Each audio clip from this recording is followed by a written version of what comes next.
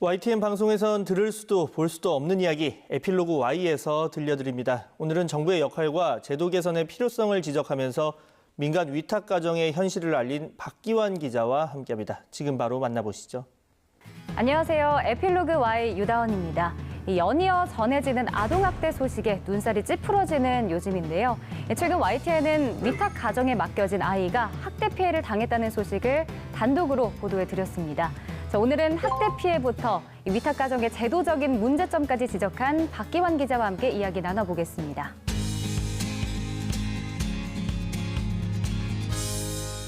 네, 기자님 반갑습니다. 안녕하세요.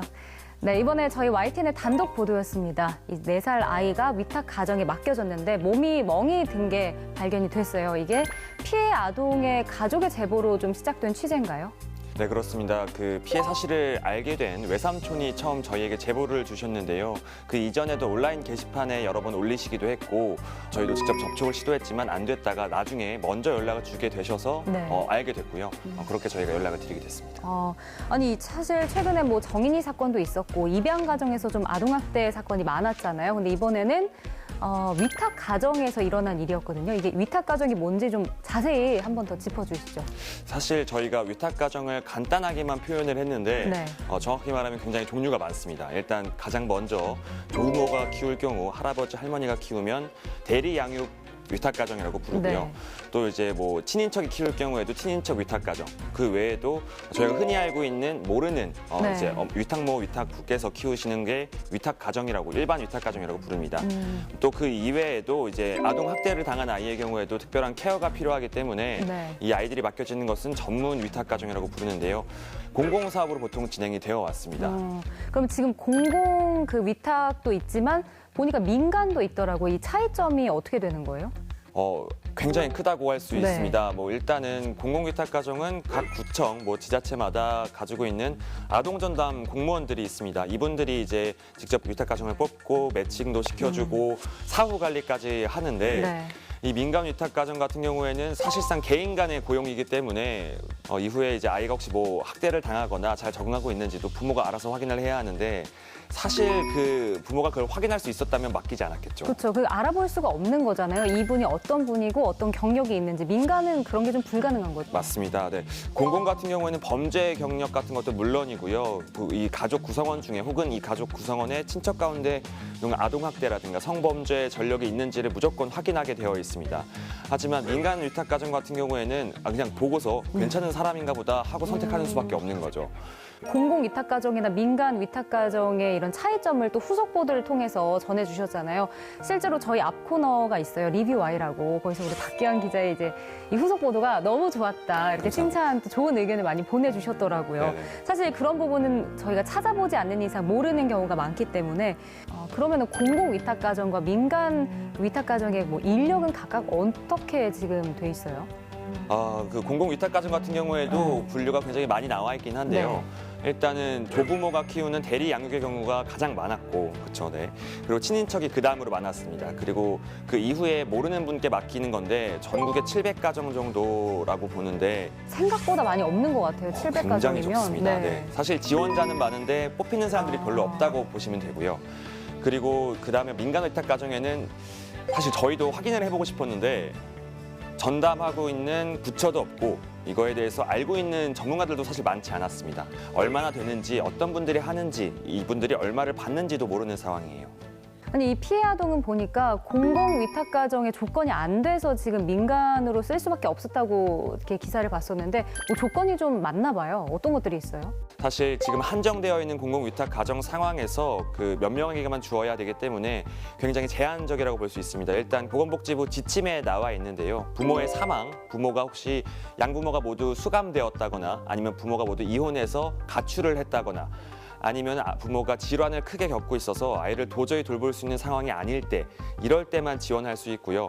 생활고도 물론 들어가 있긴 하지만 그 정도 생활고가 되려면 기초수급자는 물론이고 그 아이의 부모님께서도 저희한테 말씀을 해주셨는데 어머니께서도 말씀해 주신 게 정말 안타까웠던 게 아이를 나중에 잘 키워보려고 대학이라도 보내보려고 돈을 벌려고 한 건데 이 아이를 돈을 벌기 위해서 맡기자고 하니 돈을 벌고 있으니 못 맡긴다. 그렇죠. 네, 이게 굉장히 어이없어 하시더라고요. 또 지난 3월에 보니까 이제 경찰 이제 조사가 있었는데 위탁모가 이제 결국 무혐의였어요. 근데 궁금한 게 보도를 보니까 아이가 진술한 게 있더라고요. 몸을 이제 고무줄로 묶기도 하고 이것저것 던졌다. 아이의 진술도 있고 뭐 병원 뭐 소견서도 있는데 이런 걸로 혐의 입증이 안 되나 봐요. 참 안타까운 현실 중에 네. 하나인데요. 저희가 형사법상 직접 증거가 없으면 사실 범죄 혐의를 입증하기 굉장히 어려운 건 사실입니다. 사실 병원 소견서가 있다고 하더라도 맞았다는 것뿐이지 누구에게 맞았는지는 모르는 거고 아이가 말을 하지만 사실 아이의 진술이라는 거는 그때그때 상황마다 달라질 수도 있고 경찰서 가서도 다른 이야기를 했을 수도 있는 거거든요. 그것 때문에 입증이 되지 않은 건데 사실 돌이켜보면 정인이 사건도 마찬가지였습니다. 네, 정인이 사건도 양부모가 때렸다는 증거들은 여기저기 남아 있었지만 때리는 장면이 녹화된 CCTV 혹은 그걸 본 사람은 아무도 없었기 때문에 근데 사실 아이들이 CCTV라든지 몰래 이제 녹음을 할 수도 없는 거고 카메라를 설치할 수도 없는 거잖아요. 이런데도 이제 입증이 안 된다는 거죠. 맞습니다. 이건 우리나라 지금 형사법의 한계이기도 하고 계속 고쳐나가야 될 부분인데 지금도 정인이 사건이 있은 지 이후인데도 지금도 고쳐지지 않고 있다는 게 너무너무 안타까웠습니다. 그러면은 현재 지금 또 재수사 진행 중이라고 들었어요. 방송이 나간 이후에 뭐 반응은 어땠나요? 일단 그 경찰 쪽에서는 굉장히 당황스러워하는 모양새였고요. 아무래도 자기들은 철저히 했다. 현행법에 입각해서 지금까지 해오던 그 관행 그대로 이렇게 진행을 해서 무혐의를 준 건데 우리가 왜 뭘 잘못했냐라고 이제 이야기를 하시더라고요. 하지만 그럼에도 불구하고 어쨌든 간에 뭐 검찰에서 보안 수사 명령이 내려왔으니 열심히 하겠다라고 하면서 기자들에게 전체 그 공지문 같은 입장문을 보내왔고요. 아니 근데 사실 법이라든지 이런 제도적인 문제 좀 한계가 느껴진다는 생각이 들었거든요. 혹시 전문가들은 뭐라고 하던가요? 이 문제에 대해서? 일단 기본적으로 제가 전문가들 여러분들 네. 이야기를 들어봤지만 수사의 한계점이라는 거에 대해선 관행이지만 현행법상 어쩔 수 없다는 건 인정한다. 다만 고쳐 나가야 될 부분이라고 이야기를 하셨고요. 그 이외에 이제 공공 위탁 가정, 민간 위탁 가정에 대해선 좀 더 제도 개선이 많이 필요하다고 이야기를 하셨는데 구체적으로 좀 말씀을 드리자면 네. 민간 위탁 가정으로 갈 수밖에 없는 이유가 어쨌든 간에 공공 위탁 가정이 포함하지 모든 거를 끌어안을 수 없기 때문이다. 결국은 공공 위탁 가정을 늘리고 여러 가지 사건, 여러 가지 뭐 종류의 그 조건을 만들어서 다양한 지원책을 좀 다양화해야 된다, 많이 만들어야 된다. 이런 의견이 가장 많으셨고요. 또 하나는 민간 위탁 가정에 대해서 정확히 실태 파악을 해서 지금 있는 거라도 좀 주워 담아서 지금 이 키워지고 있는 아이들이 잘 관리되고 있도록 도와줘야 된다라는 의견이 가장 많았습니다. 뭐 아동학대 관련한 기사는 계속해서 저희가 볼 수가 있었고 취재도 계속 하시니까 좀 많이 느끼실 것 같은데 사실 보도를 하는 것에서 끝나지 않고 좀 뭔가 바뀌어야 이제 기자로서도 좀 뭔가 뿌듯함을 느낀다든지 변화를 느낄 수 있을 것 같거든요. 뭐 이런 부분에서 좀 현실적으로 와닿는 것들도 있을까요? 일단 가장 컸던 거는 뭐 정인이 사건 이후에 많은 법적 개선이 있었죠. 네, 많은 법적 개선이 있었고 많이 바뀌었지만 이번 사건을 다시 한번 보면서 이게 과연 고쳐졌나, 네. 이게 저희가 하고 있는 일이 올바르게 사회에 영향을 미치고 있나라는 고민이 계속 들었습니다.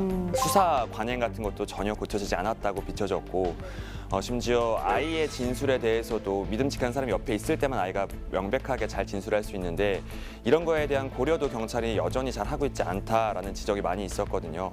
그래서 이런 걸 보면서 앞으로 이게 제도만 개선될 게 아니라 그 경찰과 시민들 개개인의 좀 인식이 바뀌어야 되지 않나 이런 생각이 좀 많았습니다. 알겠습니다. 이 가정의 달인 5월인데 좀 따뜻한 소식이 많았으면 좋겠지만 이렇게 아동학대 소식이 이어져서 좀 마음이 아프더라고요. 앞으로도 뭐 수사 상황이라든지 후속 보도 통해서 더 좋은 소식 알려주시길 바랍니다. 오늘 고맙습니다. 감사합니다.